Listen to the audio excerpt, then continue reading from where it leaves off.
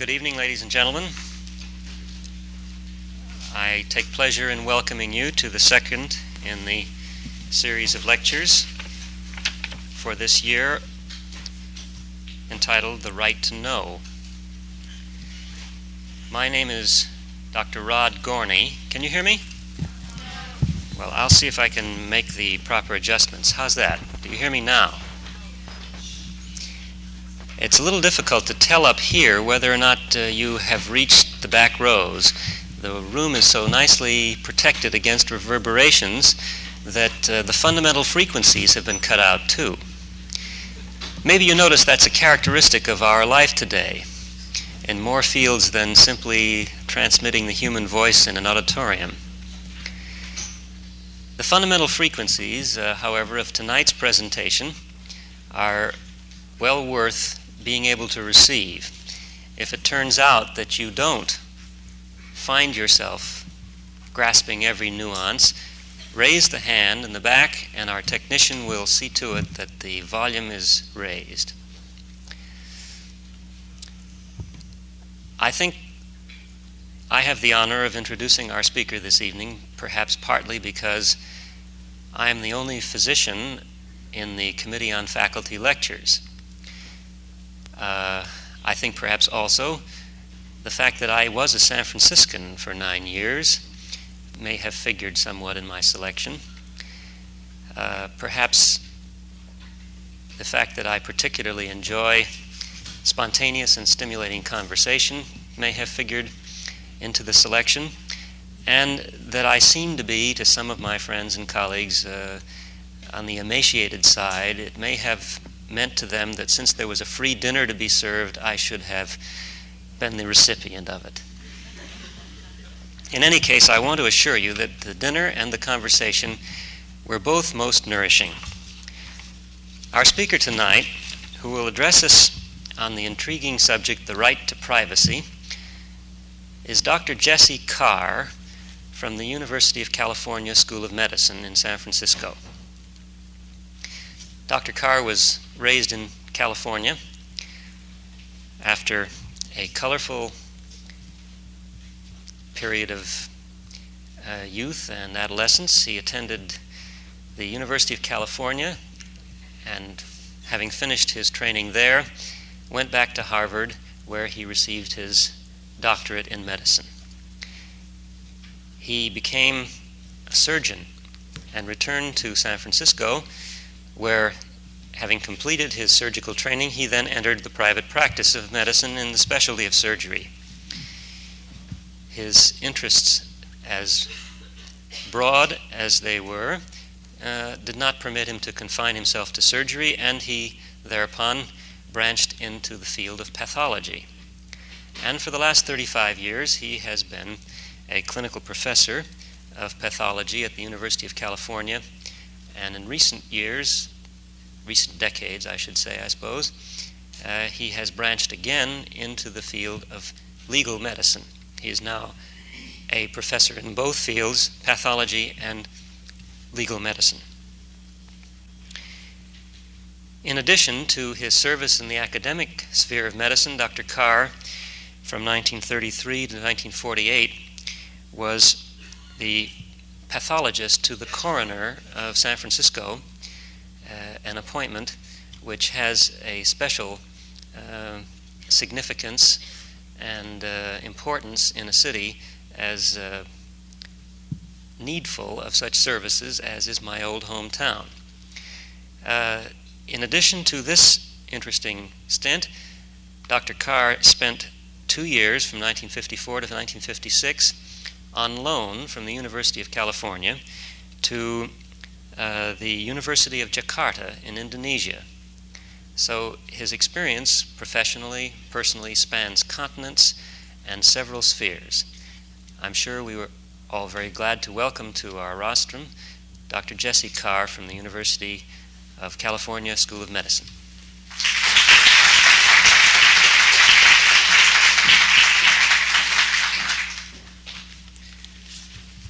Thank you, Dr. Gorney. You recognize, all of you, I'm sure, that this elaborate and rather flowery introduction gives me a great many things to live down. And I came awfully close to making a very bad approach to this problem, because in this bag, which I grasped in a hurry tonight, not knowing whether I was going to stay over or not, I have a shaving kit and a pair of shorts and my manuscript. And as I reached down to get the manuscript, I got the shorts. There's a story connected with the shorts that I haven't time to tell you. But if any of you want to stick around, particularly the female students, I'll discuss it. I'd like to ask, in trying to evaluate this audience, and these audiences all vary in their various campuses, are there any students here? If I'm deeply honored. At one session, and I shall tell you this one, at the University at Santa Cruz, we had about 80% students, and we had a big crowd. And at another institution, which shall remain nameless, we had 4%. And they really weren't 4%. There were about 100 people there, and two of the people turned out to be superannuated technicians. Now, I have to talk to you about privacy, and in going over this situation with my residents today, I found that the movement in the legislative background of privacy had been so rapid that I didn't know what to cut out and what to add. So I have a manuscript that will run about 1 hour, and I'm going to read it, I'm afraid, or make it look like I'm not, but I probably am. And I have to do this because if I don't, I get off on tangents and I talk too fast.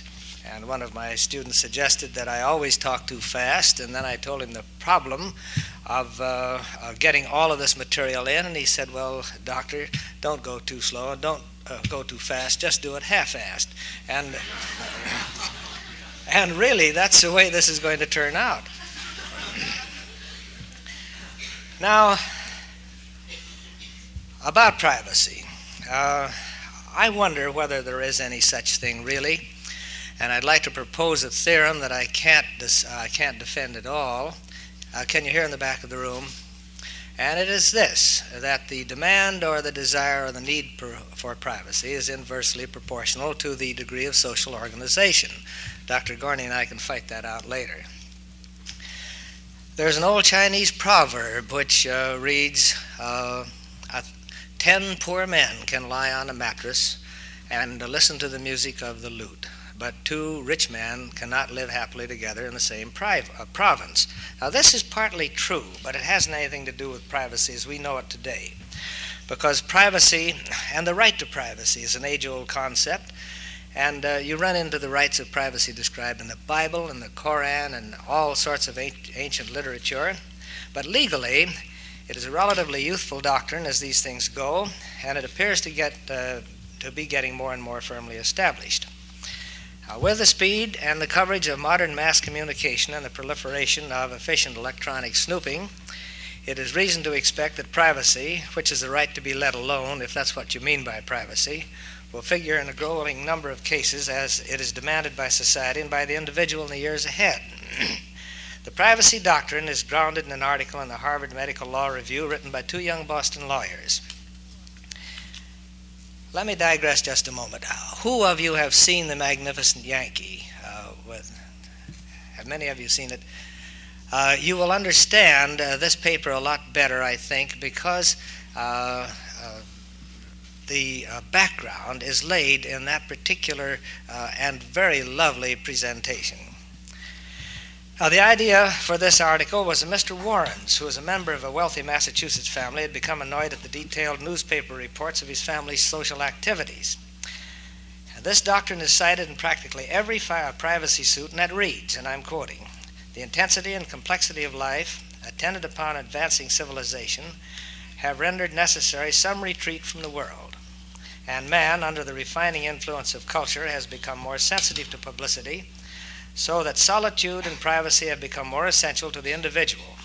But modern enterprise and invention have, through invasions upon his privacy, subjected him to mental pain and distress far greater than could be inflicted by mere bodily injury. That's their statement. That's the end of the quotation.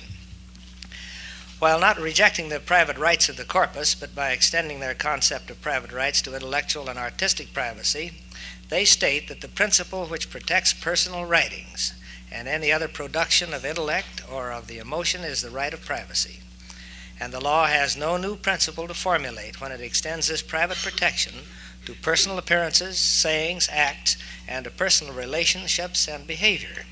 They reason that, and now I'm quoting again, the principle which protects personal writings and all other personal productions and relationships, not against theft and physical appropriation, but against any publicity and publication in any form without consent is, in reality, not only the principle of private property, but that of an inviolate private personality. Having thus established the right of privacy, the authors went on to describe its limitations, such as the public's right to be informed of matters of legitimate concern, and the exclusion of publications made under private and privileged circumstances, as in the court of law or a legislative body.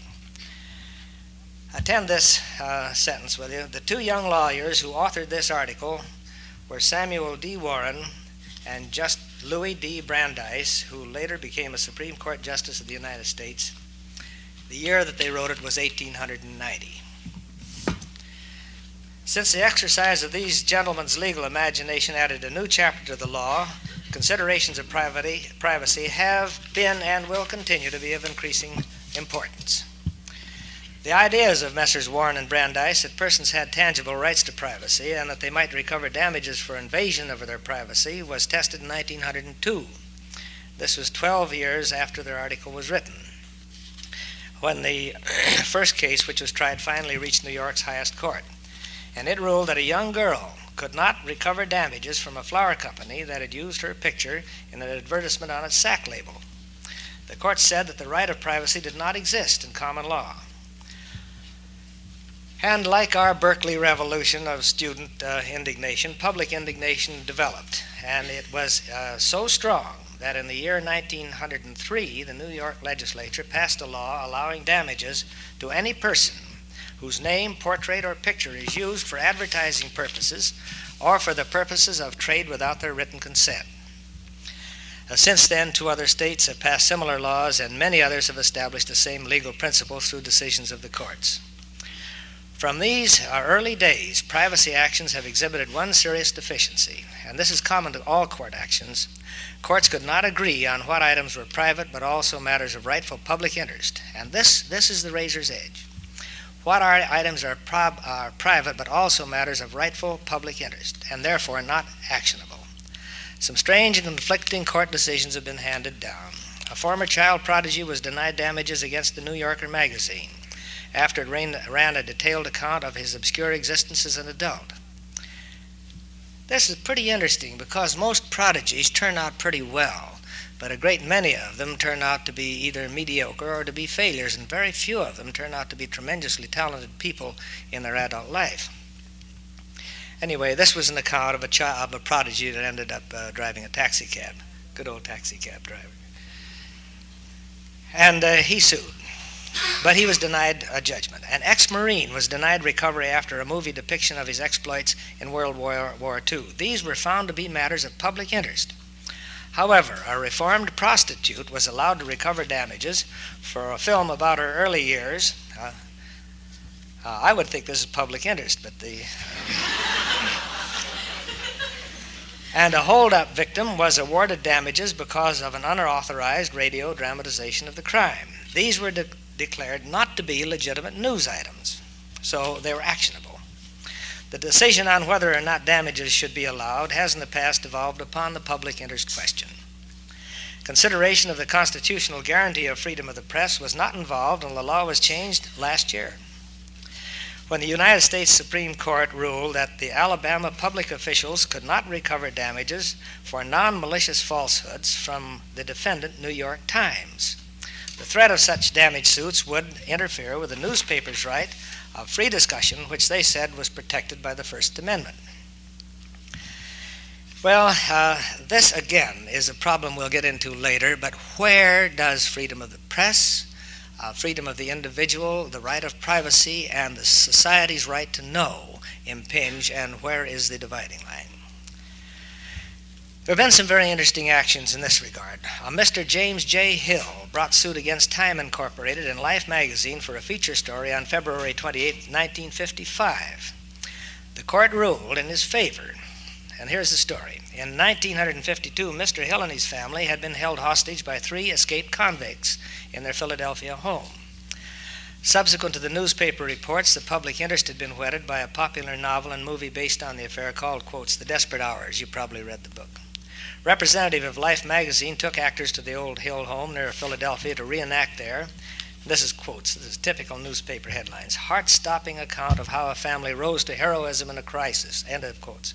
The article was entitled True Crime Inspires Tense Play. Mr. Hill was incensed because the play was not a true account of his family's experience. The article depicted acts of violence toward his son and threats of sexual attacks upon his daughter, whereas the convicts had actually treated the Hills with courtesy. Although the article was untrue, he could not recover for libel because it did not hold him up to ridicule. And this is a very interesting ruling, which has been reversed, as a matter of fact, 2 weeks ago, and I'll mention this later, but it's the decision of the labor unions versus the companies calling each other dirty names. These now actions are libelous. They weren't until the 1st of March 1966.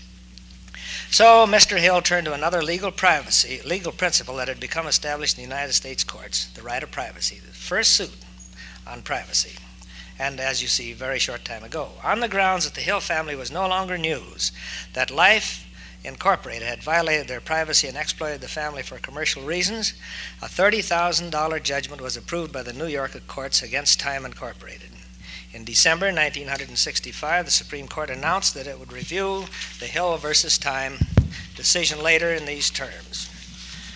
Now, coming as it does, in a time when powerful considerations support the right to be left alone, as well as freedom of expression, this decision becomes crucial. In recent years, the High Court has been alert to vindicate the right to be free from unreasonable searches, for instance.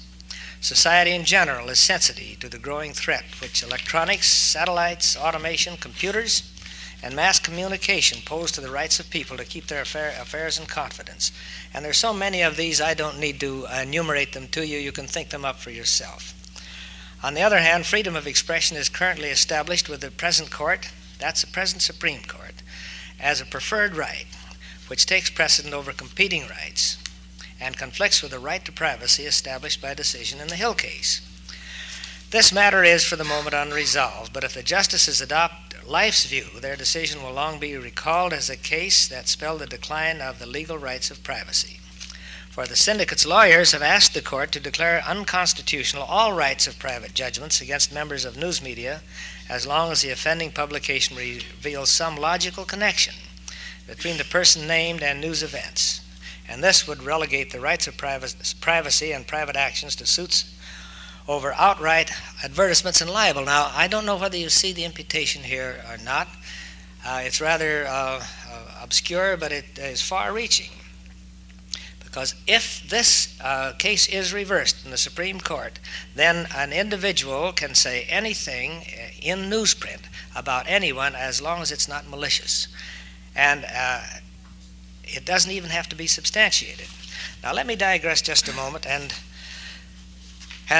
try to tell you the difference between slander and ridicule and invasions of privacy, if I can.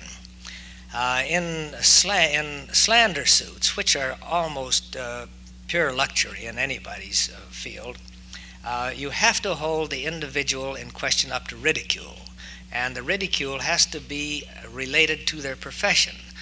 Now, I could say that you're all crazy as long as I didn't infer that it affected your work, and maybe I'd be right about this.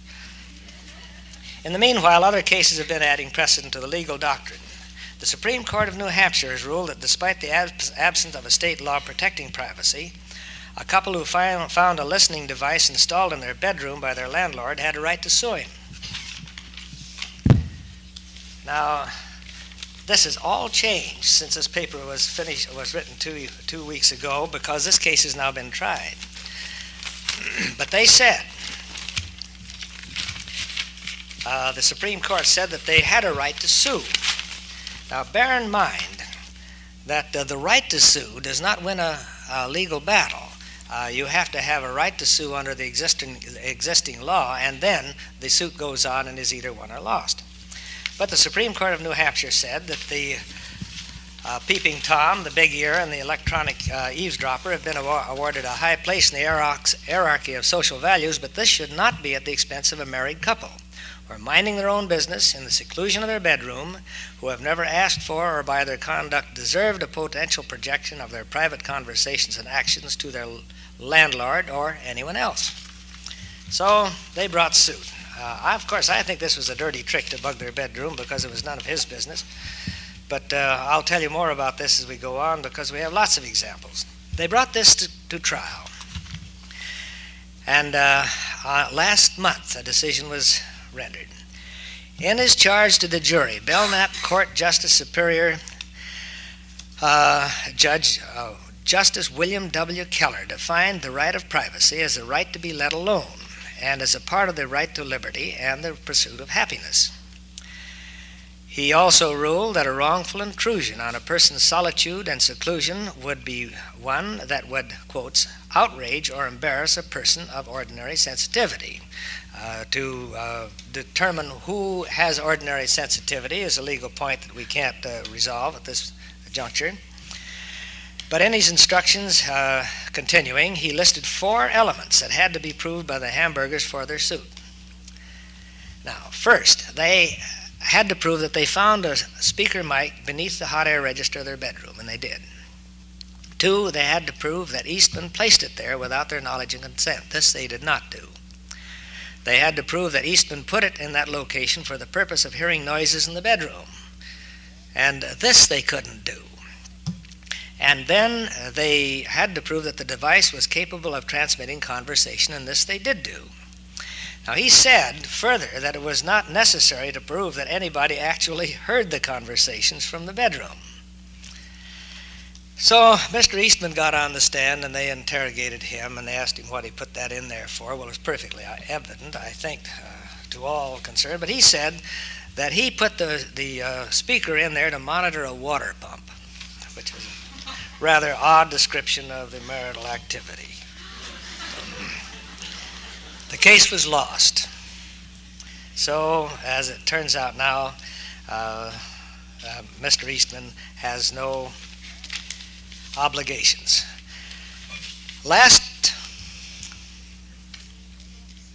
Week before last, the Federal Communications Commission ruled that microphones, bugs, could no longer be used by private individuals. Did you see this in the paper?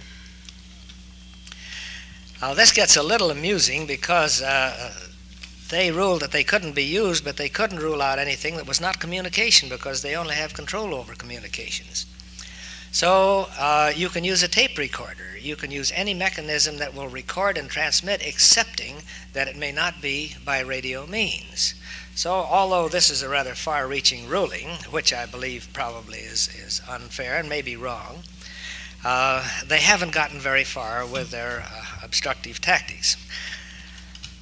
The ruling, however, goes this way. No radio transmission is involved in such direct recordings, such as tape recorders, although the same kind of eavesdropping is employed. So this ruling, which you saw in the paper, is not too far-reaching up to now. However, I'd like to call your attention to the statement of Tom Cahill, who's our chief of police. And he said that, and advisedly, that he seriously felt that while law enforcement agencies did not have access, as private people do, to conversations, excepting by transmission of recorded tapes and the like, that now would be a very good time to establish some control and guidelines for rigid enforcement of the snooping process. I think you can all see what the problem will be if the law enforcement agencies may use detection devices and the private individual may not. This probably is an unconstitutional activity, although no such action has been brought. Recently in San Francisco, a peeping landlord was arrested for watching the normal marital activities of one of his tenants, a married couple, by observing them through a one-way mirror. Did you ever see a one-way mirror? It's where you just have a mirror on the wall on the other side, and you can look from your side right through and see everything. Anyway, he had one of these set up on a wall between himself and the apartment of a young couple that lived next to him. And they apprehended him, and he was arrested. The newspaper account of this arrest reminded me of a similar incident about which, by chance, I have acquired personal and to-date private knowledge of a similar situation where a lecherous but impotent property owner — I know he's impotent medically. Lecherous is a different matter. I don't really know this. But he has installed a one-way mirror at the back of his shaving cabinet in his bathroom, which looks directly into the bedroom of his tenants in the adjacent apartment, and through which he vicariously enjoys married life. Now, I have to tell you this story because it's true, and it brings up a point that has worried me. I'm a pathologist, really, and legal medicine is an important but a different interest. And in my work, pathologists do tests, and some of the tests we do are cardiograms in people's homes. I have a group of technicians who frequently go out and do these tests, and sometimes I have to go do them myself. And in this particular instance, this was a very important man, well known, and I had known him too, and so I went to his apartment to do a cardiogram. And to do this, you wire the people up, put transmission salt on electrodes, and then take tracings. And he was very ill. He had had a coronary attack, and he was partly conscious, or else I'd never gotten as far as I did. And so I went into his bathroom to wash off the electrodes and opened the shaving cabinet. And behind the shaving cabinet door in the wall was a louver, such as you'd open for a furnace. And of course, being in the business, I opened the louver, and there behind the louver was a one-way mirror, and I looked through it, and much to my disappointment, there was only a disheveled bed. Now, I thought about this at the time, and I dare say any one of you would like a peek through that louver at the proper moment. But I wondered then what to do about it. My first impulse after reading the newspaper account of this other case was to report this second adventurer to the police and have him similarly apprehended. But I haven't done it, and I probably won't. I believe this, that if I took such action, I would be the one invading the privacy of the married couple, rather than the tenant who has them under daily and probably nightly observation. Within their conscious knowledge right now, they still have privacy, and this privacy would be immediately invaded and part of it forever destroyed by a revelation in court action. And I doubt that either a conviction or a cash judgment would be adequate compensation for their embarrassment. There is, believe me, a privacy of knowledge which we must respect and maintain our respect and our aggression in this regard in our defense of private rights. Now, what would you do about this? Should I report this to the police? Pardon? Are you a doctor? Yes. Well, then you would be divulging material knowledge of the patient you are working with, and therefore you would be violating his rights. This is one answer.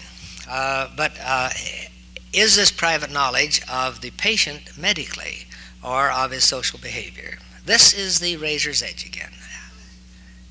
Tell me, what do some of the rest of you think about this? Perhaps you should divulge it to the couple and let them decide the actual course. Then I would invade their privacy. This is strictly a matter of invading. I'm not thinking about the patient. I'm thinking about these two people. Then bring the knowledge to the patient and let him make the decision. You know, it would simplify things. If you're studying his sociology and his mentality, you're observing his symptoms of what he is. Therefore, as a doctor, you would be telling him about himself and not having to tell the other people. I'm not his psychiatrist. I'm just his cardiologist. It would have simplified matters tremendously if he died, but he didn't. He got better. He got better. Yeah. You know, being snide and a little nasty at times, it occurred to me it would be a great thing to break this mirror or to bore a hole in it or to gum up the louver so he couldn't open it, but then I would certainly induce a heart attack on the old boy. The other thing that you have to bear in mind, if I had him arrested while he was a cardiac invalid, I certainly would be responsible for his further failure, which he jolly well would have had, I think, if he'd been apprehended at that time. Let's get it. You have any duty to protect society in a determinative sense by bringing such a case to the attention of the authorities. This is the other side. You have 1,000 such people all getting away with it without prosecution. Well, I've given you two cases. The first of these cases was tried, and the man was convicted, but he was only convicted of a felony. Well, all you can do with a man who's convicted of a felony is charge him $500 fine maximum, or 3 months in the county jail, and then he can go back and peek some more. You can't stop this. Sir, a felony can bring between 1 year and a day to 5 years, especially in narcotics, and that's a fine of $500. In narcotics. That's right. Requires a state imprisonment, which is 1 year and 1 day. You're right. Excuse me. I mean, in San Francisco City and County, it's a misdemeanor. You're correct, and thank you for the correction. This is the problem, though. You can't stop him, and you can't punish him very much. I'm concerned about your patient from the point of view of his cardiac status. If he maintains his activities at peeping Tom, he's creating continuing anxiety and increasing. You think this is repercussions in terms of his cardiac status. this may be an industrial hazard? It might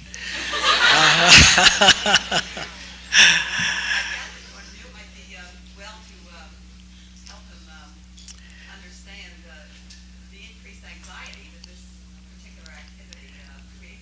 I'll have to give you a little bit of information I have about this man. He married at one time a young wife who wanted to get pregnant, and she didn't.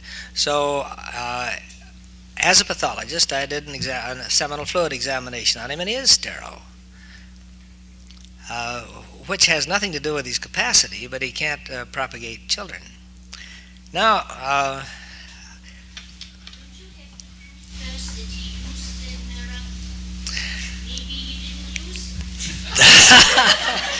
you see, she's right, but that's why I quoted you the law here at first. It was not necessary, the New Hampshire judge said, to prove that he used it. It was necessary to prove that he put it there, but not necessary to prove that he used it. So, as far as the law is concerned, there are lots of kinds of law. There's statutory law that's passed by the legislature. There is case law that is established, as this is case law by the trial and a prosecution and a decision. There's law by edict, which heaven knows we're facing through the Supreme Court and the Chief Justice now, and all the other kind of laws. You're with the sheriff's office. You're medical legally oriented. You know he's a minister.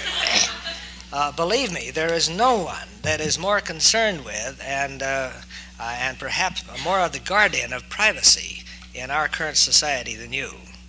And I'm glad you're here, and I wish you'd say some more. Did you? See whether he's sterile or not has anything to do with it. I can't understand how you could escape going down and telling the police about it. All right. Now, let me give you my side of this again. First, the fact that he's sterile, you're right, has no bearing on it at all, excepting I know he is. I know that this man is a cardiac invalid, that he is subject to disaster from shock, and he would be shocked. But this is not my point at all. My point is that if I tell the young couple who are leading a perfectly normal married life through that mirror will lose their privacy. Are they losing their privacy now because somebody's looking at them? Well, I'd say they were, and I don't see any other way of curbing this keeping calm business. This is most interesting, yes. Well, this gives him a little variety.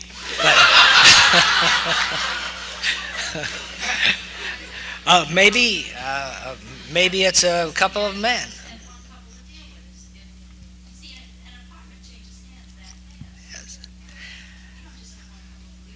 Let's finish. I hope you don't mind. I'm running behind. If you're willing to discuss this, I'd like a show of hands because I do have to do something about this, and I really am concerned with the ultimate results. I only want to do what would end up to be the best thing, but who am I to punish and who am I to protect? I think the emphasis has shifted, not from the individual person, your client, your patient, and it's not the married couple. I think the emphasis has shifted to you, and you have accepted the common attitude of not wanting to get involved out there. There's no question about that. I don't.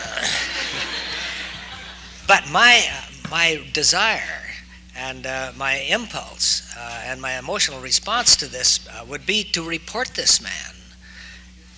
I haven't yet, but I can any time. I have two things I must wait for. First is to see whether or not he gets well enough to stand trial. And the other thing this young lady brings up is who's in there now. Because if these people have gone and if they're going to be brought back as witnesses, I think they'd be frightfully embarrassed. I have a lot more problems just like this. So the first part of this lecture is pretty crummy, but it gets better as we go along. I agree with you in the sense that if I put myself in the same position and I found out about it, I think that a whole it's such a weird feeling. Your whole relationship would be almost completely changed in a sense. So if there's some way that you can involve just him and not the married couple, but if the married couple's involved, I don't think that's any better than running the whole thing out. See, I agree with her to this extent. If this married couple know that this man has been peeping at them for 2 years, they'll go back over their memory for 2 years and think of everything they did. And they go, oh my God, did I do that? Did I say this? Did I look like that? Did I run around with my shorts off? Oh my goodness, my privacy is ruined. How about yourself? Would you invade the privacy of your patient when you open his medicine cabinet? Sure. And I was just as curious as any one of you would be. I wanted to see what was on the other side. Well, it seems to me that as the patient's doctor, it would be within your realm of duty, or you could forbid him. Those things would be detrimental to his health. Even as you can forbid smoking of cigarettes for a person who has lung cancer. Isn't there some way as a doctor between you and the patient you can stop him, which the excitement might be unduly damaging to his heart? The Reverend shakes his head, and I agree with him. There are two things that you can't stop. You can control smoking, you can control alcoholic intake as a physician, but you can't regulate people's sex life in a mental sense, nor can you stop them eating too much. Now, this is really true. The hardest things to control are people's curiosity and their appetite. The rest of medicine is not too hard. Is this right, Mr. Psychiatrist? Carr, I was restraining myself from raising my hand, but due to the fact that you called on me, I must speak up. First of all, I can't agree with that last proposition. It is possible to restrain people's appetite for food, sometimes at great cost to their personalities, but it's possible. And as for their sex curiosity and behavior, we have extensive experience in some of the correctional institutions that over a period of time one can really change the expression of these impulses in an individual personality by techniques which are now available. But I would have to agree with the young lady over there and one or two others who spoke that it's unmistakable that your central obligation would be to your patient. And it would seem to me that it's a very substantial relationship that a sick man has to his doctor that would allow for the conveying of advice from the physician that this is a kind of behavior which his own personality must be in conflict about, and that to approach this thing on a legalistic basis of whether you should report or whether you shouldn't report is to deny the crucial significance of the relationship between you and your patient. The Hippocratic Oath, for example,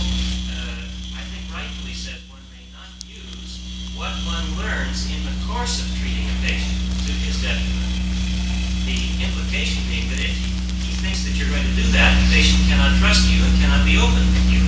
Now, if you have this kind of information, it seems to me that your primary obligation is to the patient, especially in view of the fact that, as you point out, this kind of information does not lead to the prevention of injury to somebody else.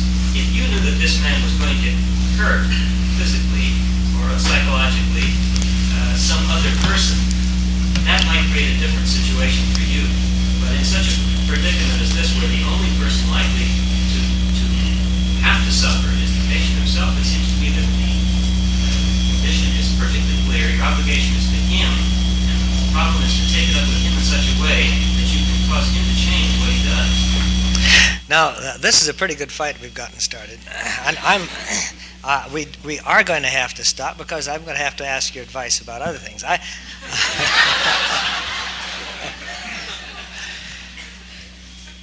Anyway, you see the involved background of the doctrine of privacy, and I must tell you that of all the Supreme Court cases, both Supreme Courts of the state and the Supreme Court of the United States that have been decided, the division has been in the Supreme Court nearly always 5-4. So we get just about the same diversity of opinion as we've gotten here tonight. I think it's almost even Steven between many of you, and maybe in your own mind you haven't taken one side or the other. Anyway, that's why I'm here, to get this thing stirred up a little bit. Now, we finished here. There's a privacy of knowledge which we must respect, and believe this is true in our defense of private rights. Privacy of knowledge is important. What you do with it is important, and you must respect it.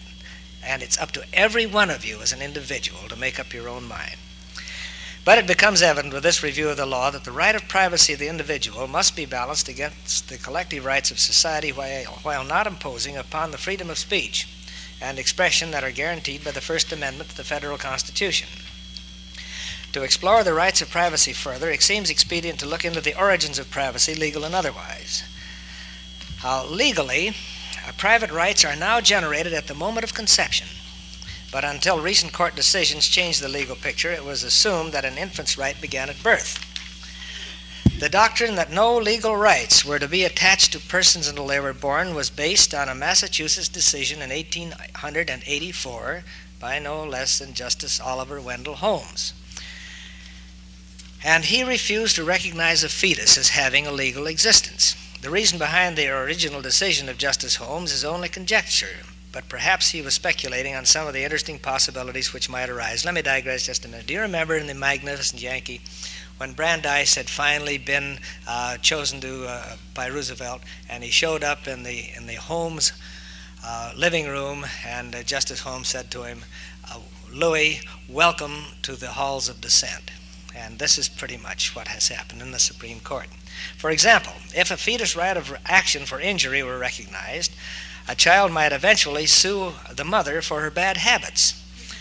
Such an action has not as yet been brought, but some cases close to it, and just as disturbing legally, have appeared in court. Since World War II, court decisions in many states have given a person after birth the right to bring an action for damages against a wrongdoer who had caused injury to him during the fetal period. The Court of Appeals of Maryland in a recent case has gone a step farther by allowing an action for prenatal injury in which the plaintiff was stillborn. Thus, a legal action was concluded and an award made in behalf of a dead person who was never alive. In Illinois, an illegitimate child sued his natural father for damages. The plaintiff claimed that his father induced his mother to have intercourse on the basis of a fraudulent promise to marry her. The damage claim was based on the deprivation of the patient's alleged right to a legitimate birth, a normal home life, inheritance rights from his father and paternal ancestors, and the mental anguish of being stigmatized as a bastard. The trial court dismissed the suit. But a noted jurist did his best to write an amicus curiae, that's a friend of the court, a brief on this matter, and it was submitted to the upper court. And they re-examined all the cases they could find concerning prenatal rights, and they denied the plaintiff's claim to what might be called his wrongful life. The court then noted the cases that allowed actions for injury before the viability stage. They reviewed the cases that had recognized the right of action of the unborn child for injuries sustained only after viability, which in our parlance is 450 grams weight. It's a little hard to weigh them at that time, but that's the best guess. And eventually they said that in the case at hand, the Illinois judges were being asked to push back the rights of action to the moment of conception, and that it was willing to entertain such a view in a proper case, but would deny recovery in the action before it. The court further noted that the plaintiff was protesting not only the act that had caused him to be born, but birth itself. Quite openly, the judges shrank from the possibility of litigation to which this claim, if allowed, could give rise. They saw that one might seek damages for being born a certain color, another because of race, another for being born with hereditary disease, and another for inheriting unfortunate family characteristics, for being a boy or a girl, for being born into a large and destitute family, or because one or another parent had an unsavory reputation. And we must add these possibilities to our consideration in family planning.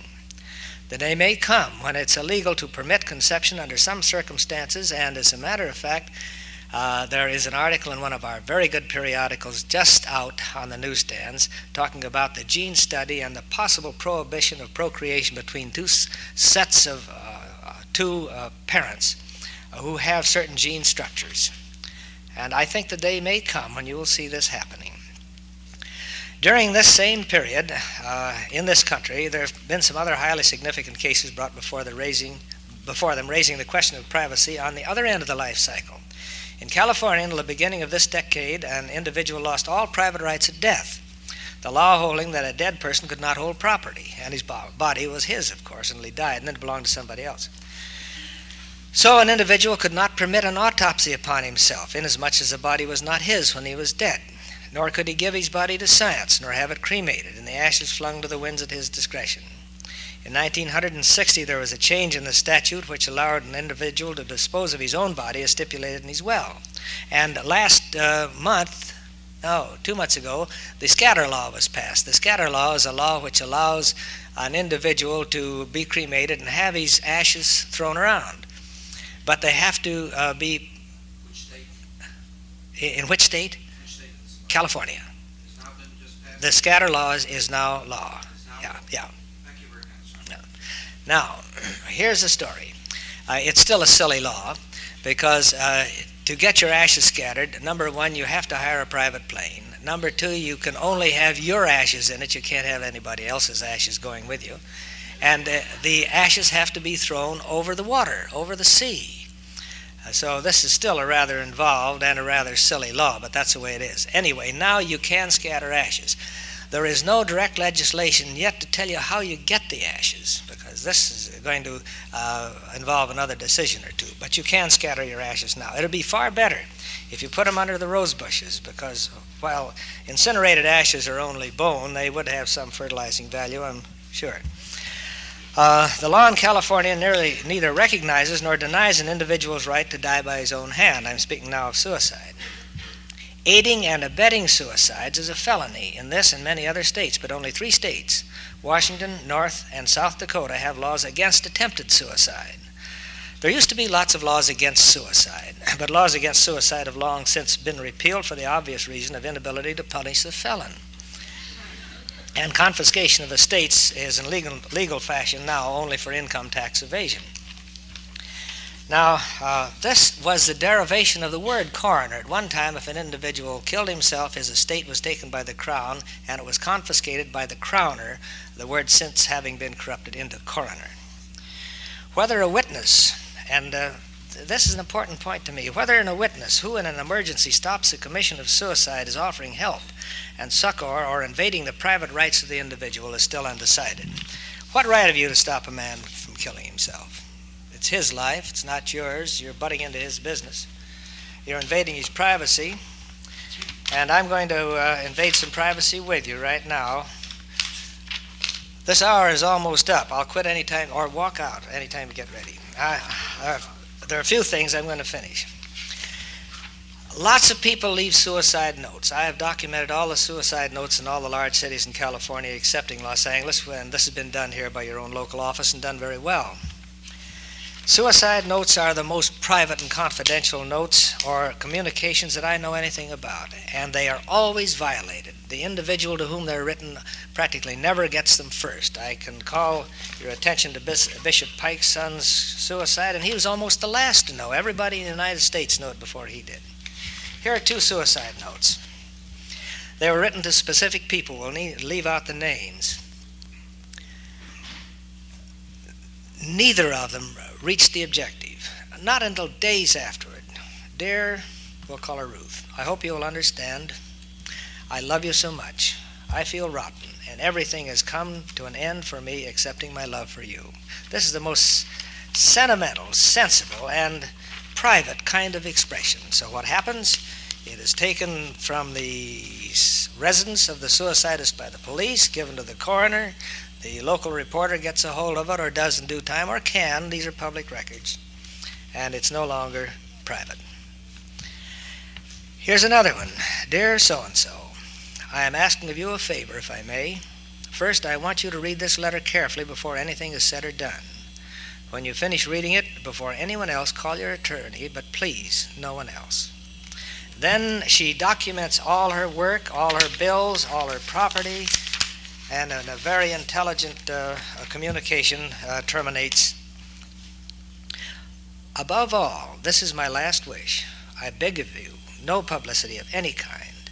I wish for my private life to be my own. Please grant me this last little wish.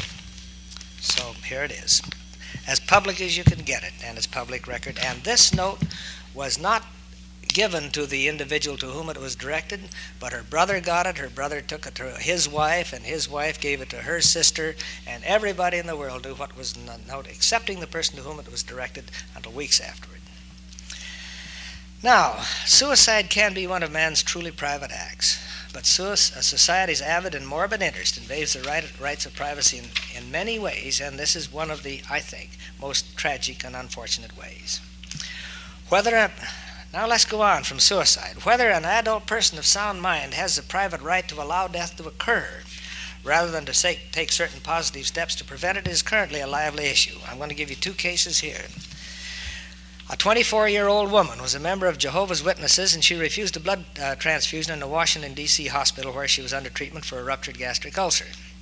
The doctors who were attending her felt the blood transfusions were necessary to save her life. The hospital, feeling it was responsible for the lady's survival, petitioned the court in the District of Columbia to order the transfusions, alleging that the patient was an extremis, and the judge denied the petition. On the same day, the lawyers for the hospital appealed to a single judge on the Court of Appeals to reverse the order. And Judge Wright heard the appeal and reversed it. He ordered that the transfusions be administered, and it was. The patient's lawyers then appealed this decision to the full bench, but by the time it was heard, the patient had recovered, and she was released from the hospital. There was further hot contention in the case, but the petition for the rehearing was denied, the majority of the judges dismissing on the grounds that there was no longer any controversy, and there wasn't. After all, she had the blood, she'd gotten well, she'd gone home. But the minority, in a very strongly worded opinion, said that the order of Judge Wright should be expunged in order that the case would in no way serve as a precedent. That is, then it would not become case law. But this was also denied, so it is case law. Now, the decision of the Court of Appeals was appealed to the United States Supreme Court, but they've refused to review it. Now, in another instance, and get the difference here, this one woman came in, she had a ruptured ulcer, and she got a transfusion against her will. Probably this case will be reversed. But in this other instance, a 29-year-old woman, also a member of Jehovah's Witnesses, was in her 32nd week of pregnancy. Delivery was going to be complicated, and an appeal was made to the lower court in New Jersey to order a blood transfusion in order to save the patient's life, and the important thing, consequently, the life of her unborn child. The lower court refused to order the transfusion. When the appeal in the Supreme Court of New Jersey was pending, the mother left the hospital before the baby was born, had a perfectly normal baby, and didn't need the transfusion. So it looks like the doctors really didn't call this one properly, although I'm sure nobody wanted her to die in childbirth. In spite of this, however, the Supreme Court of New Jersey, in a unanimous opinion, which is unusual for Supreme Courts, did not dismiss the case, but went on to reverse it on the merits, holding that the law is interested in the child enough to warrant the order. It was held that the mother could not choose to endanger the child's life even on religious grounds. And this is now established as case law. The above decisions illustrate the quandary sometimes experienced by all of us in determining what the law actually is. If only results are considered, the choice of death was denied each in either of these cases. Now, it was a Catholic hospital. I've got to abridge this and get on. I'm sorry. It was a Catholic hospital that brought the legal action against a member of the Jehovah's Witnesses in the District of Columbia. Also, the New Jersey Catholic Hospital Association and the New Jersey Catholic Conference filed an amicus curiae brief. Under imaginative circumstances which were suggested by the jurist, what would happen when a pregnant Catholic woman ordered by the court to submit to a craniotomy and dismemberment of her unborn child in order to evacuate it rather than let her die in childbirth were brought to court? And again, and this was a judicial suggestion, can we envisage a restraining order issued against a Jewish mother by her infant son preventing circumcision, or a suit for mutilation and invasion of his privacy against the rabbi who performed the rite? This case has been suggested. It should be recognized, however, in all of these, that the attorneys who filed the briefs disclosed that these organizations were not arguing for or against the woman's right to decide for herself, but arguing only in the interest of the child, asserting that the decision was necessary to give full recognition to the private rights of life and the fetus, even against the mother's intentions. Now it's clear from these, I think, somewhat confusing legal circumstances, the value of life and death are intermingled and sometimes in conflict. What are the private life rights of the individual worth against those of society in these issues? Capital punishment, murder and self-defense, homosexuality, sterilization, surgical section version, the Casablanca operation, for instance, euthanasia, organ transplants. We're having a tremendous problem in organ transplants. Suppose a surgeon gets a donor and transplants a kidney to a person who's dying of kidney failure. Whose kidney is it really? Does the donor give the kidney away? Does the individual that gets it get title to it? Can the donor ask for it back if his other kidney goes wrong? Is there an implied guarantee that it will work? These things are all legal questions that are going to have to be settled, and the literature now medically is full of suggestions for just this kind of problem. And finally, mesengenetic marriages, reportable and venereal diseases, suicide, intrauterine transfusion. I can't go into this, but it's very interesting. Abortion, and finally birth control. As for birth control, and this really is, we'll probably have to quit with this. If you'll stay, shall we? As for birth control, the Supreme Court of the United States has, after many years of litigation, struck down as unconstitutional a Connecticut statute barring the use of contraceptive devices or drugs, Connecticut being the last state in the Union with a law barring the use of contraceptives. Quotes from William J. Carr, who is a very amusing guy: an uncommonly silly law, and he's a very good jurist. For where is a technique so pervasive, the vision so clairvoyant, and the nose so long, that it could be intruded into the apposition areas of conception to determine the possible use of preventative gadgets and devices? As far as the pill is concerned, only the most expert can visually detect the difference between one of these and a St. Joseph's aspirin for children. To practically enforce such a law, investigators would have to employ the services of leprechauns, trolls, and elves, which parenthetically may have already been used by some law enforcement agencies and which at this time seem to infest the Internal Revenue Department.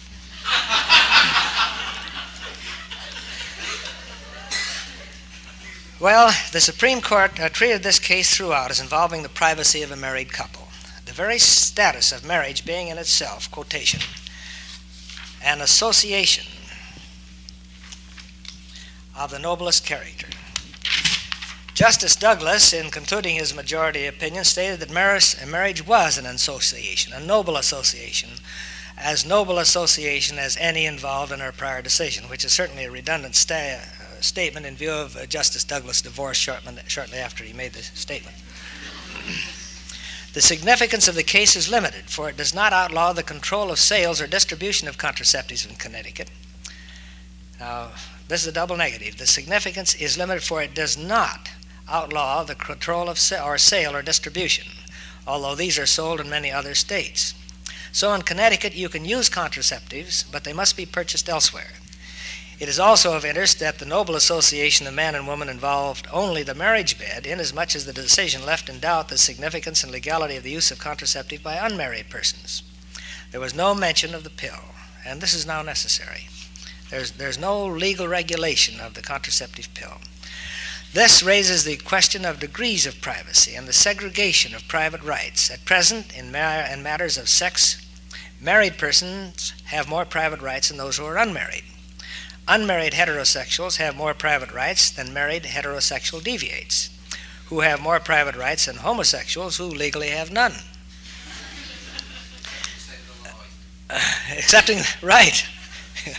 And 2 other states coming up, I understand. I don't know. New York probably is one. And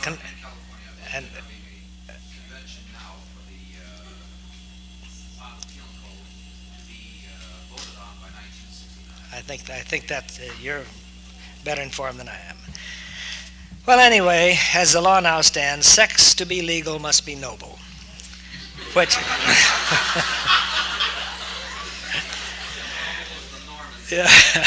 which leaves something to be desired under the most optimum circumstances. The crux of the decision which invalidated the Connecticut statute was based on the invasion of the statute of the right to privacy, which was found to be protected by the Constitution. The right to maintain the privacy of the relationship of marriage was held to be a fundamental personal right, even though it was not mentioned specifically in the Bill of Rights. The majority of these jurists, and there was again 5-4, the majority asserted that the Constitution protects the individual's rights to, quote, marry, establish a home, and bring up children, and to educate them in school of their choosing, whether private, public, or parochial. That's the end of the quotes. There was a usual opposition, Justice Black and Stewart concurring in the dissenting minority opinion. Justice Black said, he's the greatest dissenter of all time, quotes, I like my privacy as well as the next one, but nevertheless I am compelled to admit that the government has a right to invade it. This is rather startling from a justice. Has a right to invade it unless prohibited by some specific constitutional provision. That's the end of his statement. It seems then that the majority justices would have legislation not only not prohibiting the use of contraceptives, but permissive legislation allowing couples in intercourse to use them and plan their offspring as they wish. Now, for a state to prohibit abortion or sterilization of married women may someday be considered as much a breach of the marriage relationship as prohibiting contraception, and possibly a breach of privacy among the unmarried as well. I think we'll live to see this. Only future decisions, and this is up to you students, will be able to fill in the details of this area and to establish the razor edge of intimacy beyond which the law cannot penetrate. And this has to be established because the law is getting very pervasive. Nevertheless, in spite of these uncertainties, one thing is clear. Privacy within the marriage relationship is now given full recognition. It's already been noted that it is now legal in Connecticut to use contraceptives, but illegal to purchase them. In Milan, on the first day of this month, the film Mondo Nuovo, dealing with the problems of birth control, was banned, presumably because birth control propaganda is still illegal in Italy, although contraceptives can be legally purchased. And Italy has repealed, on the other hand, a ban against family planning literature, the distribution of which was previously punishable by a year in jail. So, in Italy, contraceptives may be legally purchased but not talked about, and in Connecticut they may be used but not purchased. The pressures of population expansion, changes in the thinking of the younger generation, and a shift in emphasis by ecclesiastical authorities account for the variations, inconsistencies, and instability of ethnic and religious attitudes toward family planning, contraceptive practices, birth control propaganda, and the purchase and use of birth control devices. I have a whole section here on birth control laws, and I wish that you and I could sit down over a glass of tonic and talk this over, but we just can't go on with this. But I do have to tell you a little about the rest of the world. The crowded nations of the world are really leading us. President Nasser has recently said in a public address, I'm quoting him, the world's exploding population is just as dangerous as nuclear war. Muslim leaders in Turkey have indicated there's no conflict between family planning and their Holy Quran. And Hindu leaders in India have stated their religion does not oppose limiting a family. They only favored large families previously to ensure that there would be a surviving son to light the parents' funeral pyre. I'm hurrying and shouldn't. Such immortality insurance has become less essential since antibiotics and other drugs have saved many of the Indian children who would have died previously. Consequently, other drugs and devices become equally important in preventing conception, and India is in the lead. India's progress has placed her way ahead of us. India is currently manufacturing 7,000 lipus loops a day. You know about the lipus loop? 7,000 a day, and they're being requested faster than they can install them. Now, with the advent of a woman as Premier of India, their public acceptance will probably be further accelerated. Women in Pakistan are known to be walking 100 or more miles a day, or 2 or 3 days, whatever it takes, barefoot and unpregnant to be fitted with lipus loops.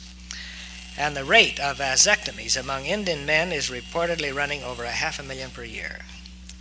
And this is the punchline for the lipus loop. And this is true, and you must believe it because it's so. Movements are afoot to produce a king-sized or bull-sized lipus loop for India's sacred cows.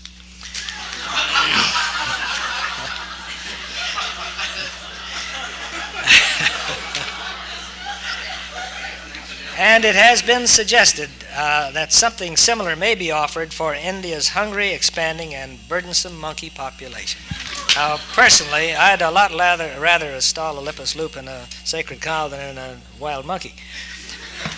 But I can tell you this is true. I have, as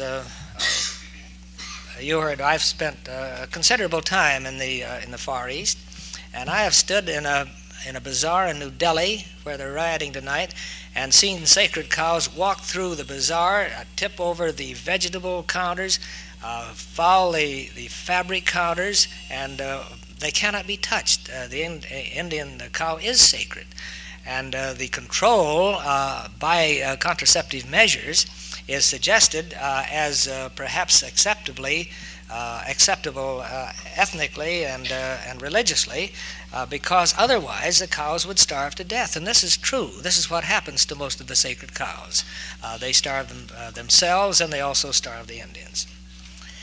Now, advent of the once-a-month pill and the morning-after pill, and these are coming. They're within a year, I think, will provoke further conflicting legal decisions and religious debates regarding the private rights of use.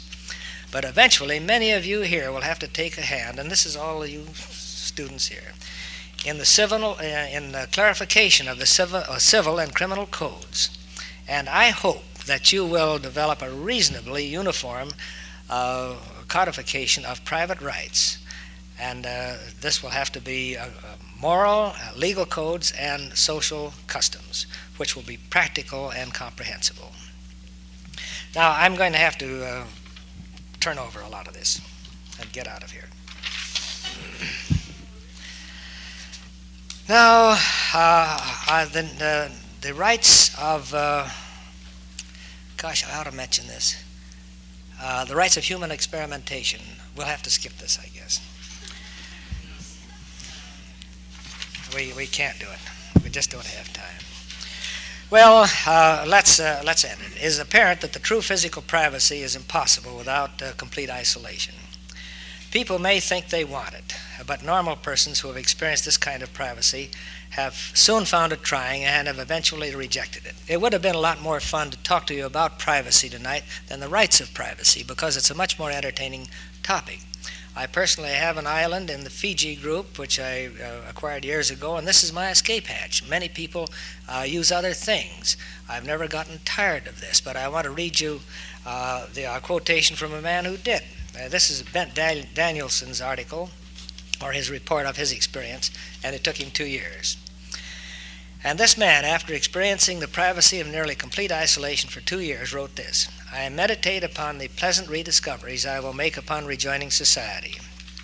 For example, I long to walk slowly along a city street one evening, enjoying the pleasant color schemes of the neon lights, and let myself be swallowed up by the streams of anonymous human beings. This in itself is privacy. My need to sense life and movement after a lonely existence is so great that I would be that it would be pleasant even to know hurried crowds and the rush hour. What more? I would like to see a good film and to sit with friends over a glass of wine and to discuss a play. And I will, at the first opportunity, pay a reverential visit to the library. And this is the most important part of his observation.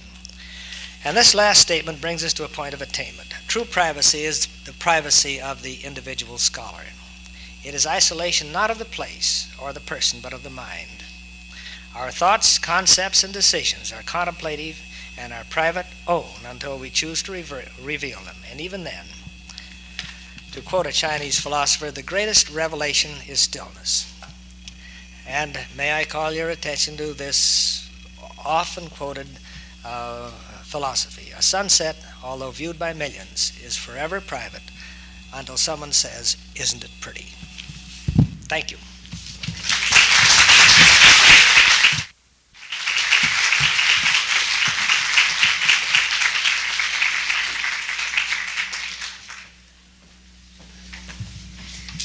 I'm sure we all feel indebted to Dr. Carr for this informal and stimulating presentation of material which most of us never have a chance to think over.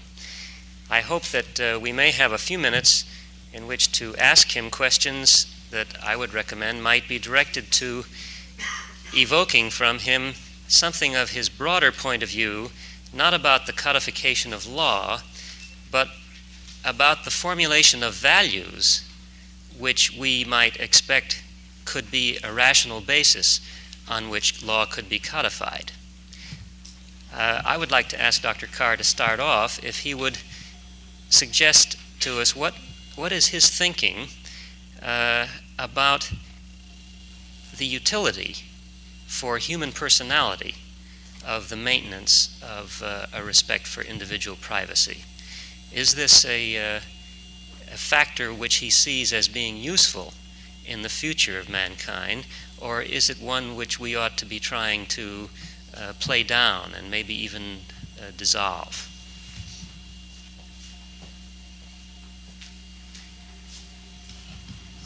This is a question I can't answer. I fundamentally feel that my real personal opinions have no place in this discussion, because my only motive here is to stir up this subject enough so that those of you who are interested will continue to think about it.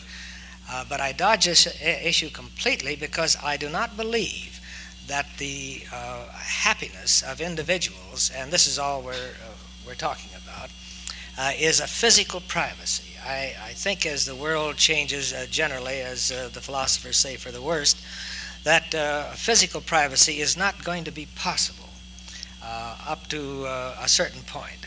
So my closing statement still holds. The privacy that we can enjoy is a scholarly privacy of the mind. And you can see this evolution in the Japanese formal garden, for instance, in the contemplative privacy that a Chinese scholar knows.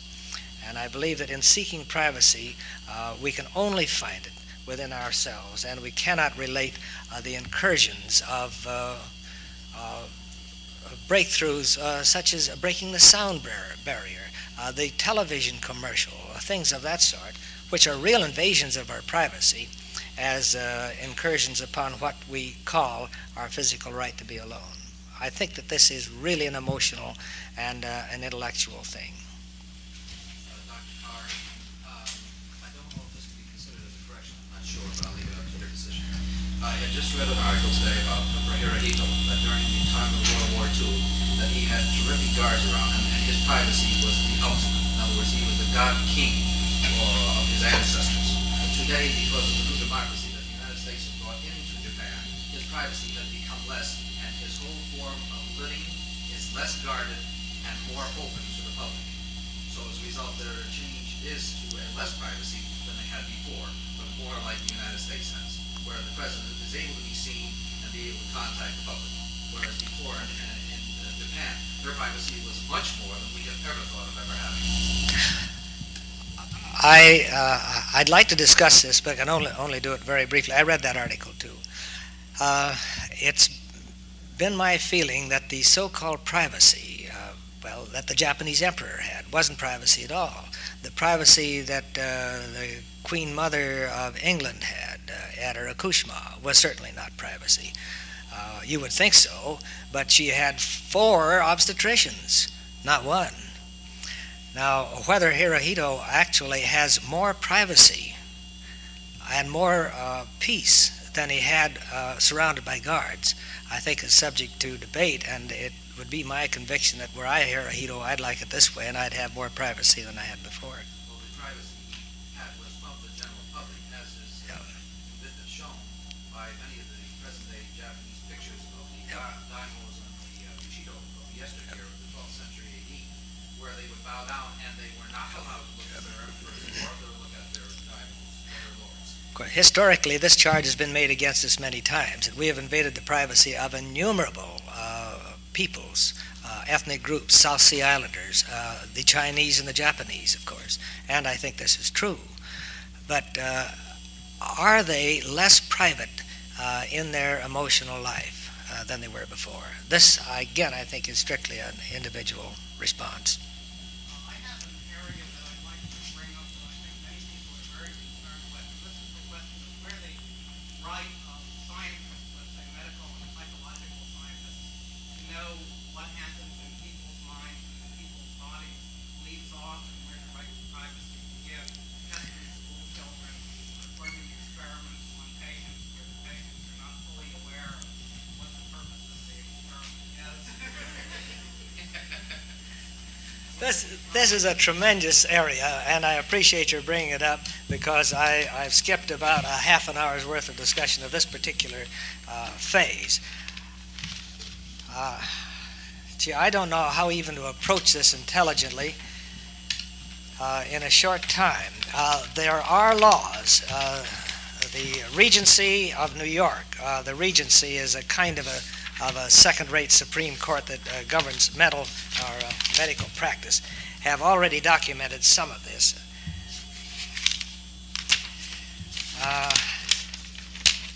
Anyway, the laws are being developed and proposed, and several have been passed, regulating human experimentation.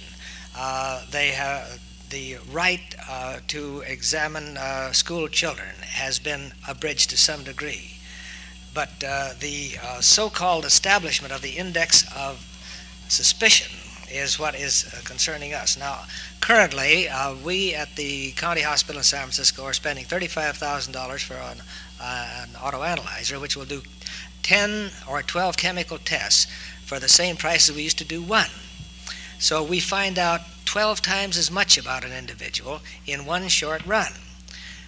Now, if we find that out, whose knowledge is it? Are we invading this individual's privacy by finding out this much about him?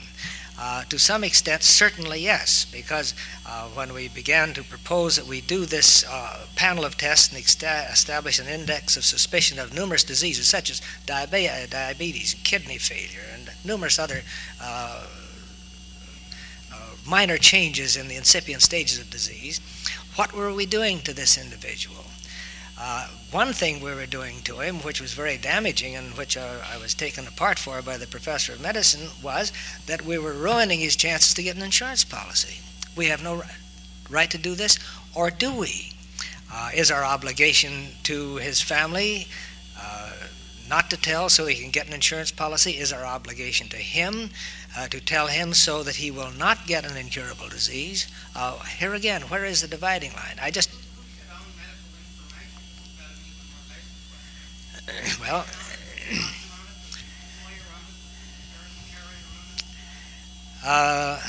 the patient owns it. This also I have documented. Now, the hospital record is now available to anyone at the direction of the patient. This has been changed with the passage or the change in the California Discovery Act, which is case Modesto versus the Greyhound Bus Company. This has been well established. The patient is the only person who has the right to the medical information, and the doctor, of course, already has it. The patient can pass it on to anyone. The privileged communication concept no longer exists for the doctor, but only for the patient. So the patient is the sole custodian of the information about him. But how much is the doctor obliged to tell? Now, very many of my friends do not tell a patient that he has cancer, they tell his wife. To me, this is wrong, but maybe they're right. These are just a few suggestions as to the peculiar balance that we are trying to establish by legislation. And then if you want to go on to the gene studies, we're doing cytogenetic studies now, and you can do them with a single cell from the mouth or a vaginal smear. Now, what can you tell? I can tell you with an abnormal superimposition of gene 23, that patient's going to have leukemia. He's going to die. You can't tell when. Should he be told? I mean, this is the index of suspicion that begins to worry us, how far we can go with this and still respect people's private rights. Dr. Carr, I have two quick ones, please, sir. First, concerning the right of the physician to deny information to the patient who is paying for the service.